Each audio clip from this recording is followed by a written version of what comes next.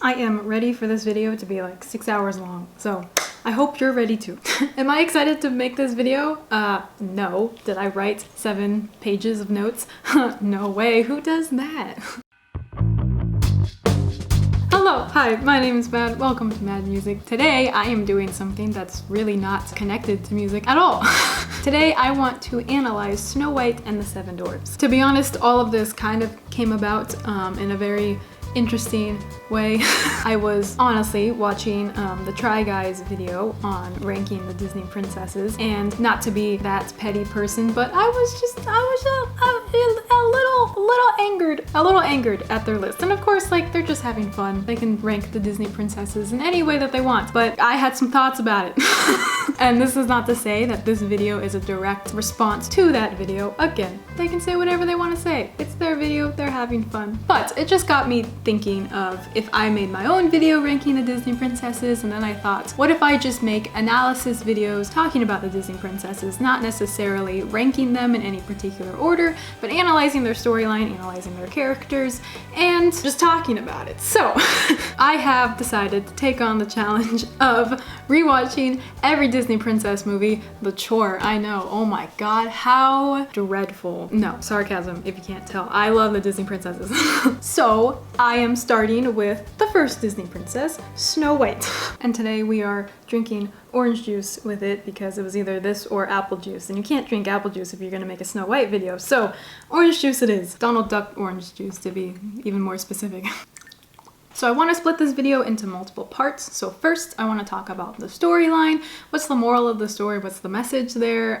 What happens in the story, and just that kind of thing. 2, I want to talk about the characters and how they interact with the storyline, how they engage in the world that they're a part of. 3, I want to talk about the music, how it sets the tone for the whole movie and the whole narrative, that kind of thing. 4, I want to talk about the aesthetic of the movie. Yes, we are going to talk about the dresses and the costumes and all of that good stuff, but also the animation, the scenery, just the overall aesthetics of the whole film. And 5, I want to talk about any personal biases, any personal viewpoints, and just any of my own personal thoughts that are maybe not objective. 5 is my part to be as subjective as I want to be. The sun decided to go away on me. That's rude. Thank you for that. Jeez. Come back. I miss you.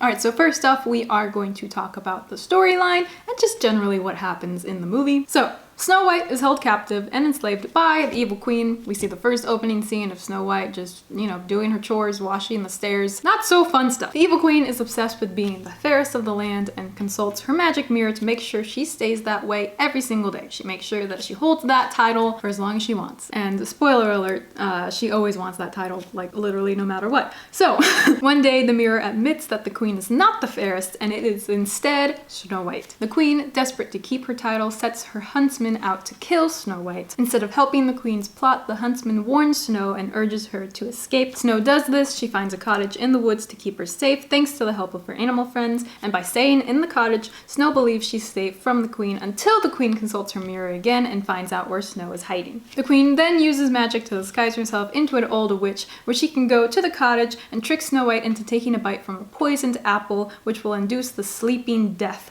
and make Snow appear to be dead. The queen's whole plan is to make Snow appear dead so that the dwarves will bury her alive and the prince can't find her.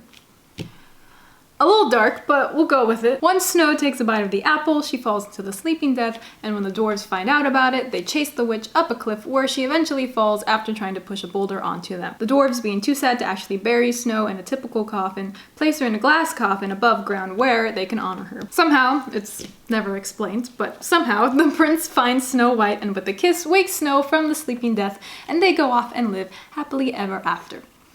The end.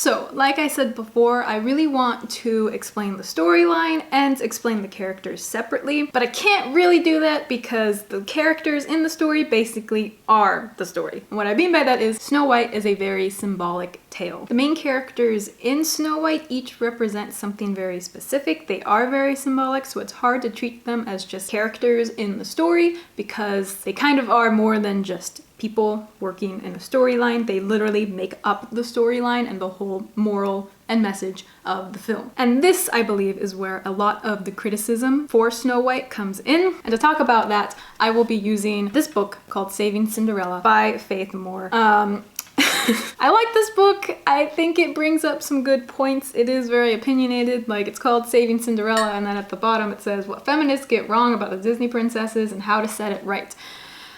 I do like this book. I think it has some good viewpoints. It brings in some alternative ways of looking at the story than maybe people typically look at it, but it is very opinionated. It basically has that whole attitude of like, these people get so much wrong, but I have it right, so like, listen to me, because everyone else is stupid, you know, and I don't think that's a healthy way to go about anything. But like I said, it does bring up some good points. I just don't care for a lot of the attitude behind it. For example, she brings up the fact of how people criticize some of the earlier princesses for wanting a prince, for wanting to have a family and that kind of thing. Like, that's what the princesses represent. She criticizes the fact that like having that lifestyle could be seen as misogynistic, when if it's somebody's choice to have that lifestyle, then totally fine. Like, you can want to have the lifestyle of being a mother, of being a wife, of raising a family, even if that's viewed as misogynistic by expecting women to play that role or expecting women to choose that lifestyle. It's misogynistic that way, but if it is your choice, of course that's your choice. You are free to make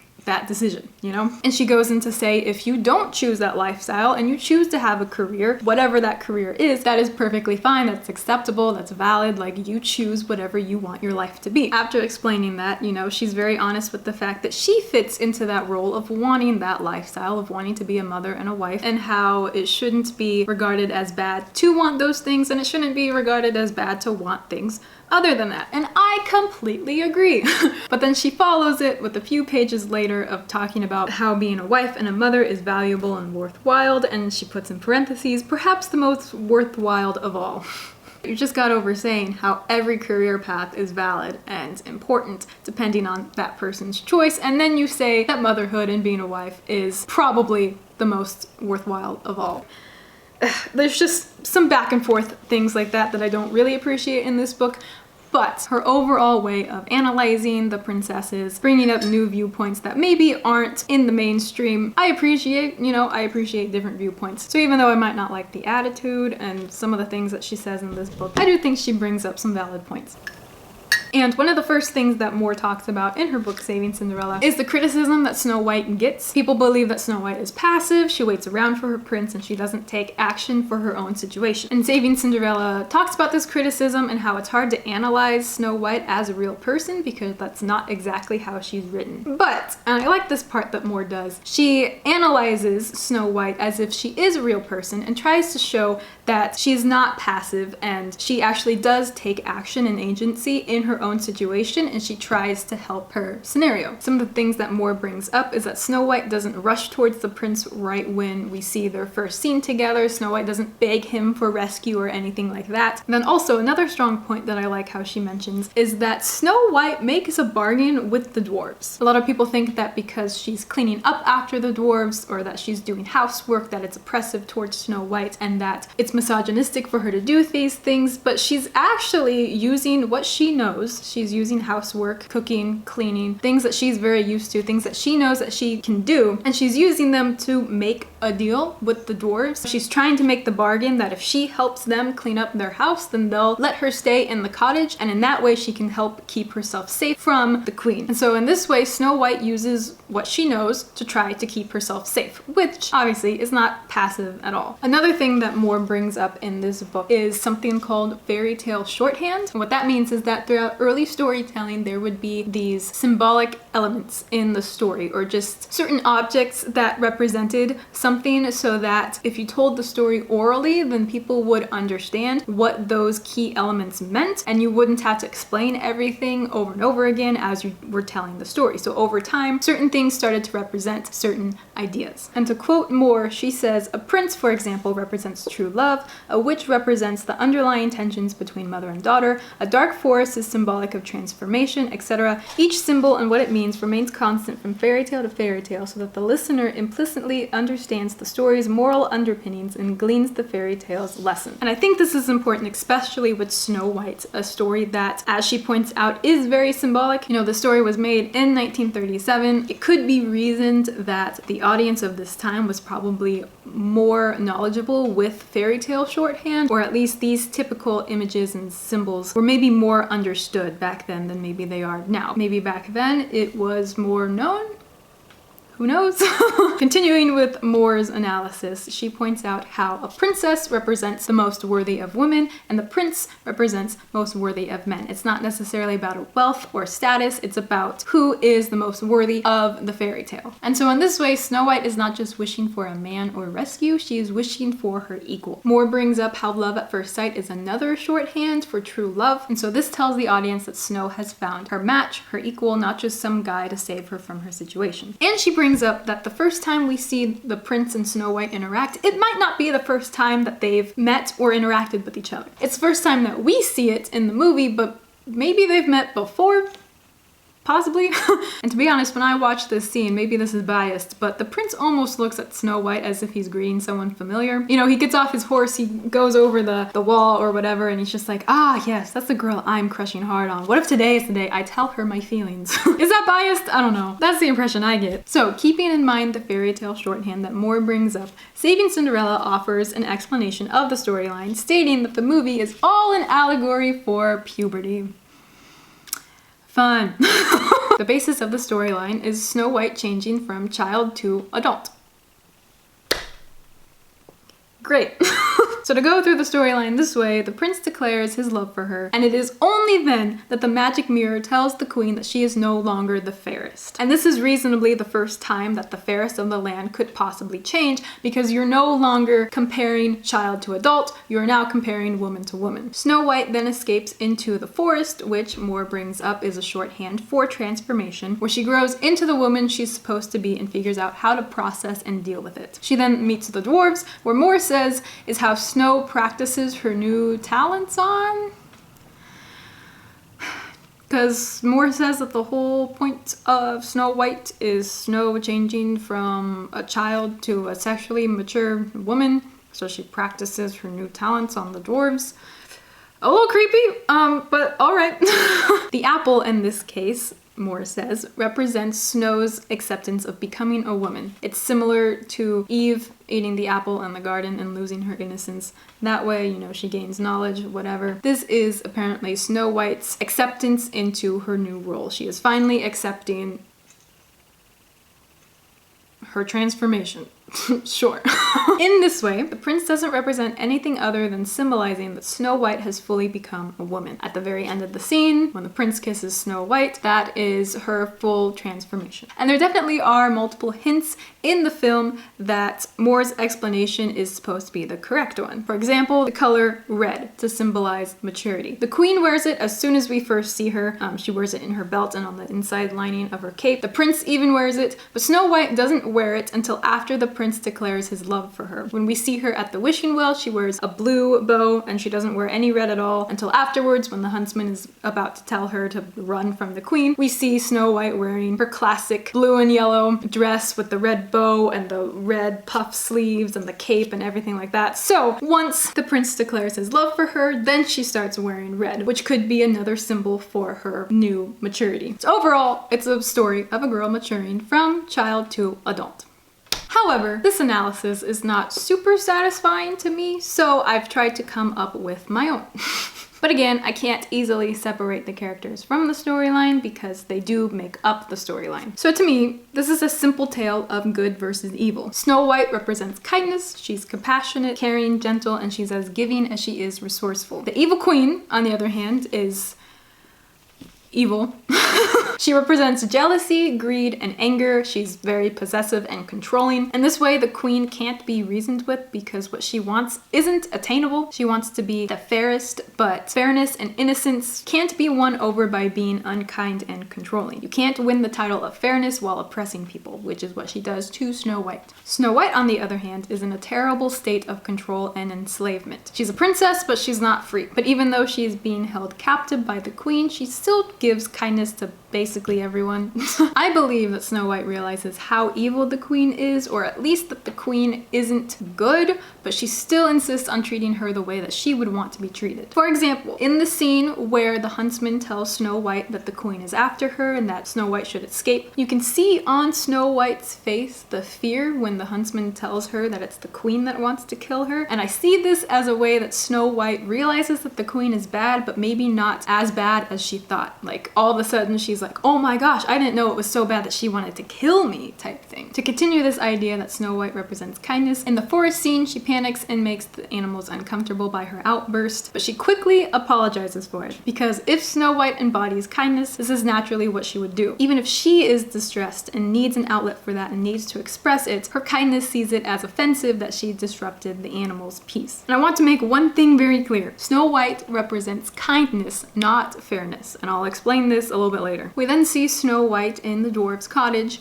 and when she sees how messy it is, she tries to reason out who lives there, and she reasons out that it must be children. And Snow White comes to the idea of helping them clean the house because she immediately thinks that they might be orphans. Even though Snow White herself is in danger and in a terrible situation, she still tries to help out the people around her who are in terrible situations, so she thinks that these children are orphans and she tries to help them out by cleaning the cottage for them. However, in addition to this, she sees helping them clean as a way to try to bargain with them later to help her stay at the cottage and keep herself safe. And something I really like about Snow White and the Prince and the Seven Dwarves is that they all cope with music. They all use songs to basically get through a tough situation that they're in. Hi-Ho and Whistle While We Work are both songs that the dwarves and Snow White use to overcome a hard, tedious job that they don't really want to do. With a Smile and a Song represents Snow White's optimism during a time when she was literally panicking for her life. A way to try to focus on positivity even after fear. Buddle Uddle Dum, the washing song,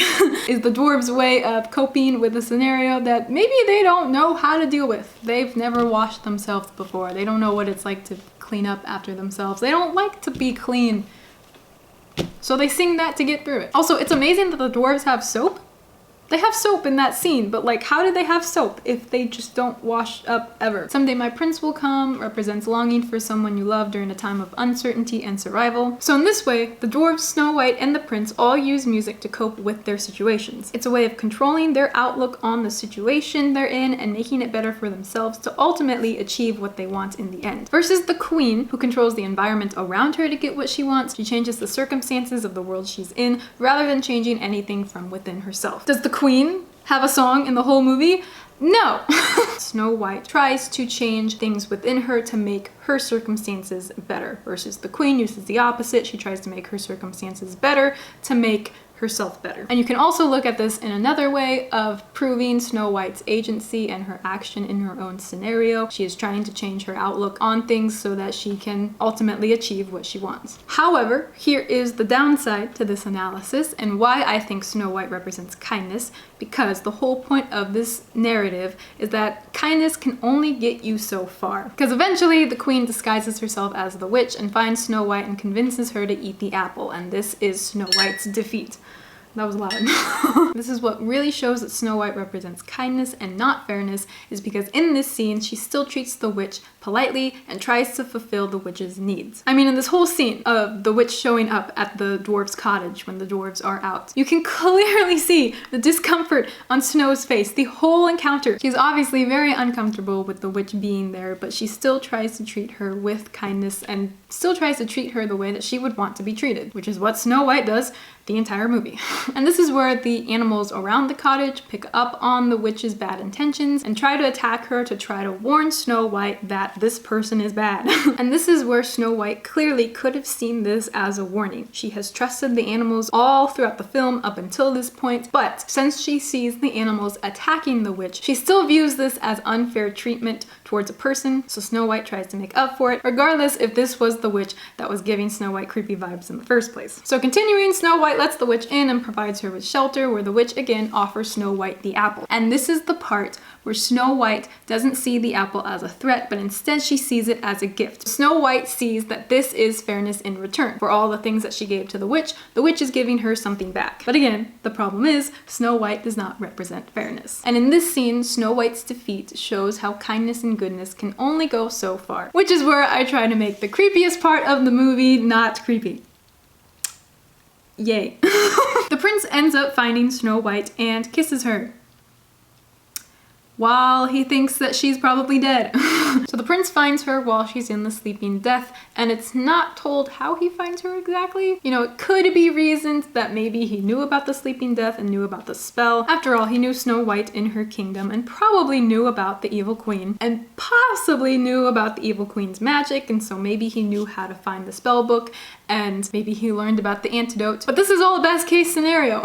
We don't actually know if the prince was aware of all of that. So to try to make this not creepy, we have to use symbols again. If the queen represents jealousy and evil, and Snow White represents kindness, but that kindness can only get you so far in combating evil, you need another element, which is justice. So to me, the prince represents justice. By the end of the movie, evil is ultimately defeated, and not to get more symbolic into all of this, but like evil is technically defeated by itself since the witch indirectly killed herself, which I find cool. You know, that's going heavy in the symbolism, but like, I like it.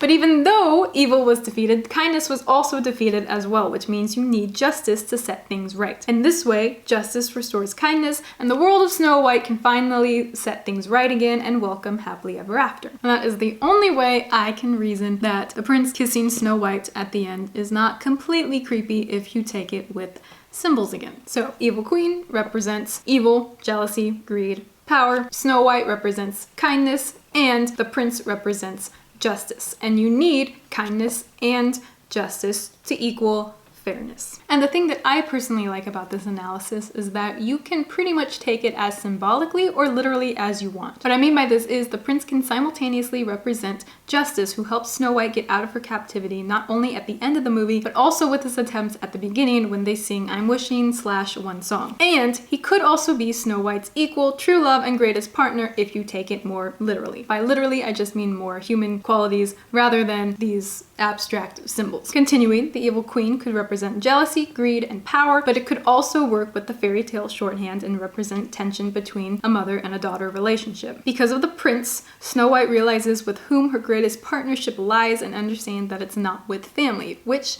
makes the evil queen jealous and tries to control Snow White, and that causes her to be very possessive. And the forest still could represent a transformation of sorts like the fairy tale shorthand suggests. I see Snow White's transformation through the forest as her maybe realizing her abilities with kindness, or at least realizing that ideally kindness should come with kindness in return. So up until this point, being with the queen in the kingdom, Snow White doesn't get treated fairly and she never sees any kindness in return. So once she goes through the forest and gets led to the Dwarves Cottage, however, she realizes that ideally kindness should see kindness in return. She helps them clean and she gets to improve her situation and keep herself safe by staying at the cottage. So I could see the forest being her transformation of just realizing what her kindness ideally should bring back to her. This, I believe, is why Grumpy gets at her so much, because she doesn't see any kindness in return from him. She tries to treat him well, you know, and he's of course just a grump, as his name implies. But her not winning Grumpy over is not a defeat, because ultimately Grumpy is not evil, he is just a mild nuisance, you know.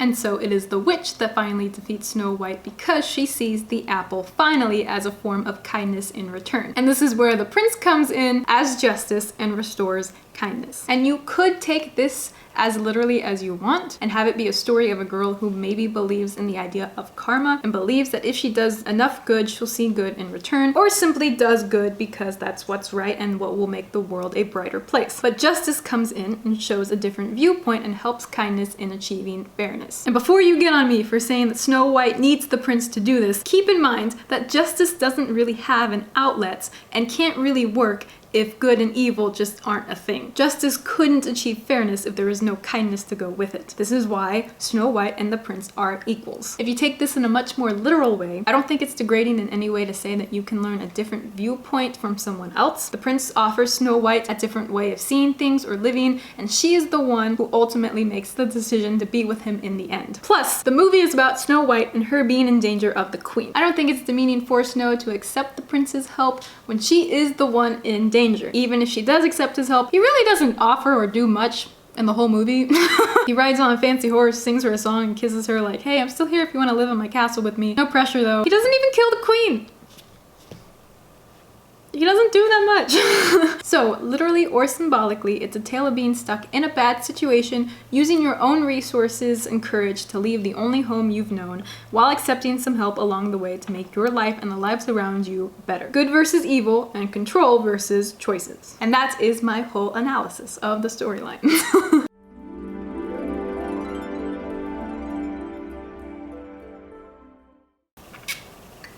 Alright, so now we get to something that is not the storyline or the characters, because I went on for a very long time about that. So, now I would like to talk about the music of the film. A lot of people have problems with her voice. I am personally not one of them. I like her voice. I know it's very high-pitched. People say it's chipmunk-like. I don't know. I personally like it. A lot of people find it annoying. Fair. I think it's cool. There's like a spotlessness to her voice that matches her innocence and her kindness, her purity, whatever. Her tone is super clear. Her vibrato is exceptional. Somehow she manages to have a very soft voice while singing extremely high notes.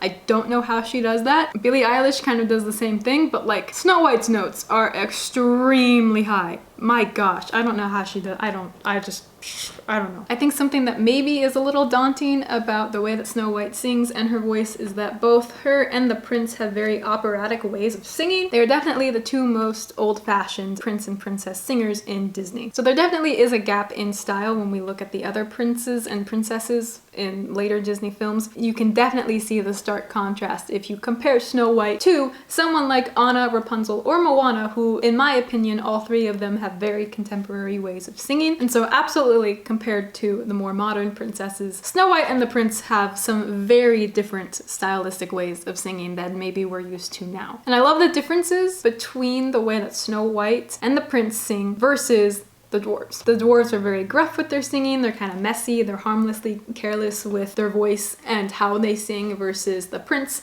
and Snow White are like exceptionally clean. They're just spotless when they sing. And again, shows the differences between characters and how Snow White and the prince are regarded as equals. I personally think the most memorable song in the whole film is Someday My Prince Will Come. I think this really shows Snow's wishes of companionship and love. But to be honest, I feel like all of these songs are important to her story and really represent her as a person, but that could just be my bias. I don't know. I'm Wishing shows her desires and demonstrates that she has the possibility to have the life that she dreams of. With a Smile and a Song represents her outlook on life and how she can change her circumstances, like I said before, just by bringing a little more positivity to her own life and others. Whistle While You Work shows her determination to work through things that she'd rather not do, and actively shows us what she means by With a Smile and a Song. So what I mean by that is, with a smile and a song, she talks about, you know, if you bring just a little more light into your world and others, then things are just gonna be that much brighter. Like, you are the one who can change that. And so Whistle While You Work is her not really wanting to do the thing that she's about to do, but with a more positive outlook, it makes the job easier. And then again, Someday My Prince Will Come embodies her hope for a better future, and for Snow White,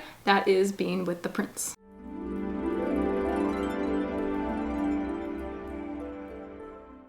Now, to talk about the aesthetics and the animation of this movie, to start off, the dress, her dress is freaking just fantastic. It's just wonderful. Okay. All right, well, you got the soft yellow skirt, okay? The rich navy blue bodice, the gold trimming within it, the white collar, the red cape and bows and puffs on her sleeves. Literally, it's amazing. It's amazing. Seriously, I can't. I never use that phrase, but like, I cannot. And the little bows on her shoes, it's just, that's it. No, seriously, I love her dress. I think it's this could be my bias a little bit, but like, I think it's one of the most recognizable dresses. Like, not to say that any of the other princesses don't have recognizable dresses. Of course they do. Like, Snow White, like, ha ha ha ha ha. Ha, I don't even know. Like, I just love the two-tone colors. Like, a lot of the Disney princesses just have one solid color to their dresses. But Snow White has a few different colors, and we see the same thing with Anna later on. But Anna's dress is very complicated. It's got a lot of intricate bits to it, which is totally not a bad thing. Like, it's cool that they went so detailed with it, but I just love how Snow White's dress can still be complicated, but very simplistic at the same time. I love it. I can't. That's it. The prince's outfit is also amazing. He has practically all the same colors that Snow White does in her dress. So he has the bold blue shirt with the soft gold trimming along it. He has a red cape, and it all complements Snow's outfit, which again shows that they are equals. They are meant to be together, whatever. It's just so cool that he complements Snow so well. I love it. Okay. The evil queen also has red within her whole attire, on her belt and on the inside of her cape, but she obviously has this very, very rich, bold purple that we don't see anywhere near Snow White or the prince. And I personally love the fact that she has mixtures of red and purple in her outfit, because if we go based on color theming, red represents maturity, like we stated before, and purple could represent power and luxury, two things that the queen very much has and cares about. I think the dwarves outfits are also cool, like in the way that they basically all wear the same thing, but they're not entirely matching. Like, all their hats are different colors, like their clothing are different colors. I don't know why I like that matching, not matching aesthetic, but like, I like it. I think it's cool. Their shoes are hilarious. Like, they're like socks, you know, but I'd wear shoes like that just for fun. Like, come on, can that be like the new Croc style, please? The scenery in this film is amazing. Like, just thinking about the animation, and I know it's been said like time and time and time and time again, but like, this film was made in 1937. Like, the animation for this movie is just spectacular. It's that was loud. It's cool. It is so cool. Imagine being in 1937 and this like, what the heck? That's so neat. The forest colors are beautiful. Some parts of it are very pale and dull looking, but it makes the characters stand out more, and it just makes it that much more, you know. All the animals are so cute. That poor turtle though, that has to like climb up the stairs only to get knocked down. Like, I feel bad for the turtle. And like the deer that trips on all the laundry. Ugh. The animals are so freaking cute. Also, the Dwarves Cottage. Like, if you just have a picture of the Dwarves Cottage like in the forest, like, it looks like a Thomas Kincaid painting. It's very cool. Also though, the Dwarves Cottage, that's an Animal Crossing house that I've ever seen. Like, you look at the outside and it looks very small, but Snow White goes into it and just has all this space. Like, they were way ahead of their time in multiple ways than one.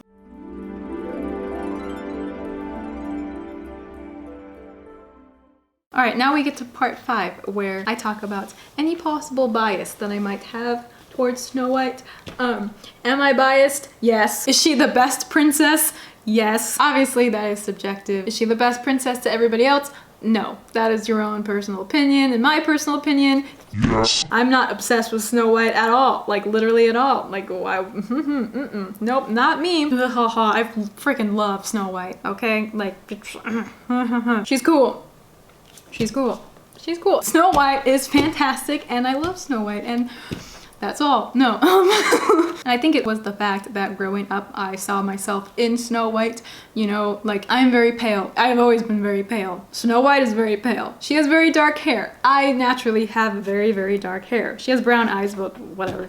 And so growing up, I saw myself not only in Snow White and maybe her story, like wanting to have animal friends, that's cool, but also in the way that she looked like me. And in this way, representation matters. We need more representation in princess movies. Like, obviously Snow White was the first princess in 1937, so any sort of representation other than white was sure to take a while, but still doesn't change the argument that we need it now. You know, Disney had years of being known for fairy tale and princess stories and movies. They could have done it sooner. You know, we didn't get a non-white princess until like the mid-90s with Jasmine, but regardless, we can't change the past, but we can change the future, which I hope to see see more and more diverse characters. And this is honestly why we need representation, because I connected with Snow White and loved getting to dress up as her and look like her and feel like I was becoming this character that I loved. You know, I don't know how many Halloweens I have spent dressing up as Snow White. I went to Disneyland and went to one of the Halloween parties and dressed up as Snow White because I freaking love Snow White. And so I would love to see the same for other kids and people of all ages to feel that same connection. Like, for example, it's not even the fact that I don't relate to any of the other princesses. Like, of course I relate to certain parts of their storyline, but with characters like Tiana and Jasmine and Moana, I never felt compelled to dress up as them, because in reality I had other options that would fit my look much more. Like, I could dress up as Snow White or Belle and literally not change a thing about my appearance. Even addition to that, if I wanted to wear a wig or change my hair color, I still have Cinderella and Aurora and Ariel and Anna and Elsa to dress up as. I have so many options. Wearing a wig or changing your hair color is attainable. Changing your skin is not. This is why I wish we had more representation, not even just for the fact of dressing up as a character, but again, feeling that connection of connecting to their storyline, but also having that connection of like, that princess looks like me. Like, I think that's really important, and I hope we get to see more of that. Now, just for fun, I want to talk about Disneyland for a second, because I love Disneyland. I wish her ride was better, to be honest. Snow White's ride is like, it's good, but it's not the best. Snow White shows up like once in the entire ride, and the Evil Queen and the Witch show up like 4 times, you know? So you have this one scene of Snow White and then you have like 4 of the Witch, and it's just a little unequal. The thing that bugs me most is that the last scene shown in the ride is the witch's death, and then you turn the corner and you have the happily ever after mural with Snow White and the prince, and it just feels a little disjointed. It's just like, boom, the witch is dead, happily ever after, and it feels a little weird. I love the queue for it, like having the apple and the fairy tale book. Even the cars are cute and stuff. I still love the ride, I just wish it was a little better. And I freaking love her wishing well scene near the castle. Her wishing well, and then the scene behind it with the statue of her and all the 7 dwarves, like, it's beautiful. Like, please never take that out. That's just classic. So yeah, I wish her ride was better, but other than that, like, it's got some good stuff. And with that, that is my full analysis of Snow White and the 7 dwarves. That is all I have for you today. Stay fair, you little prince and princesses and royal people. Bye bye.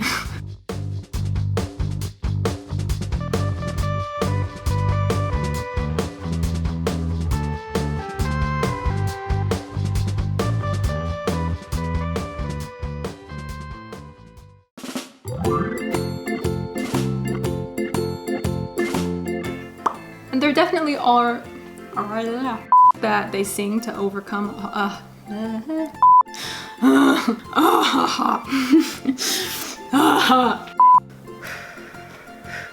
with the witch's prejudice. I can't talk today. Wow. Knew the antidote to do it. I knew the antidote.